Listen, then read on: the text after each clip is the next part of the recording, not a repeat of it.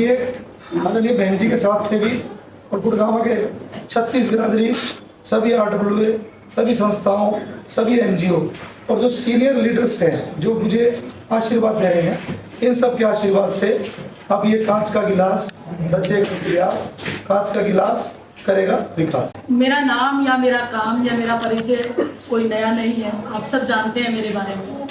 एक खुली किताब की तरह मेरा जीवन रहा है।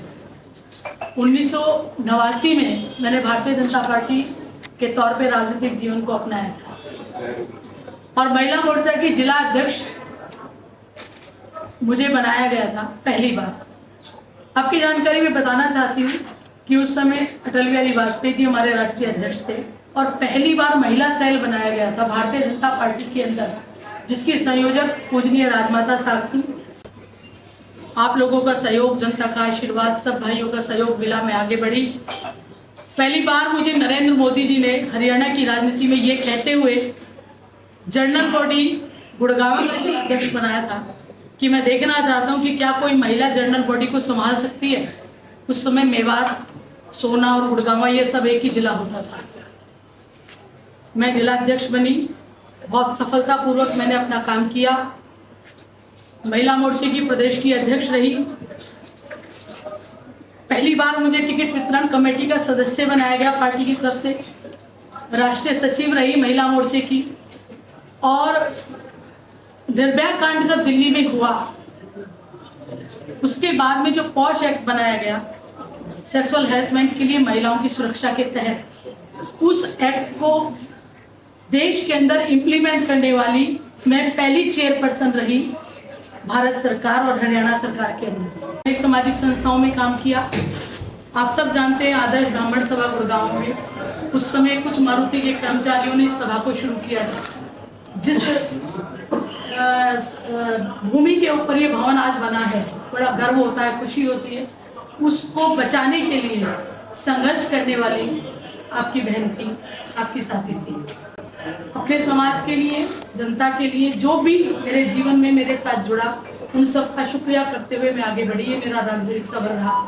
तो सब कार्यकर्ताओं की आवाज को हौसला दिया है, उनकी बात को हौसला दिया है, जिनके साथ समय समय पे तरह तरह का अन्याय होता रहा पार्टी।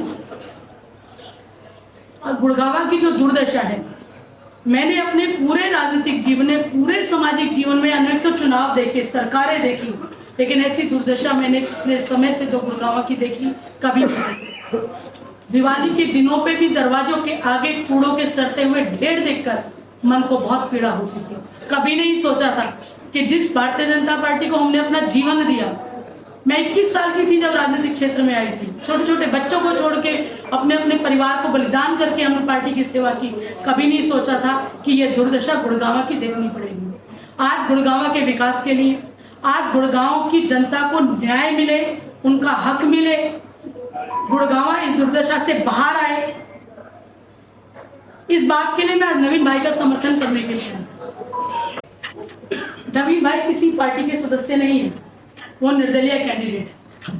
मेरा समर्थन इस बात का पर्याय है कि दलगत राजनीति से और जाति बिरादरी की राजनीति से ऊपर उठ के मैंने नवीन भाई का समर्थन किया। मेरी मौजूदगी इस बात का पर्याय है, सबूत है कि मैंने राजनीति में हमेशा अन्याय के साथ खड़े होकर आवाज उठाई। आप मेरा इतिहास उठा के देख लीजिए। वो तो समझ लीजिए, सवाल सीधा सा ही है। भाई के साथ गलत हुआ है, भाई के साथ गलत हुआ है। ये गलत मेरे साथ भी हुआ था और भी बहुत लोगों के साथ हुआ है, मैंने आपको कहा। लेकिन इस गलत के खिलाफ खड़े होने का साहस सिर्फ नवीन भाई ने किया है।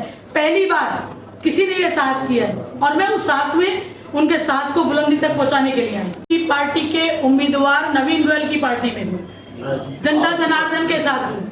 नवीन गोयल जनता जनार्दन के कैंडिडेट है, किसी पार्टी के कैंडिडेट नहीं है। मैंने उन्हें समर्थन किया।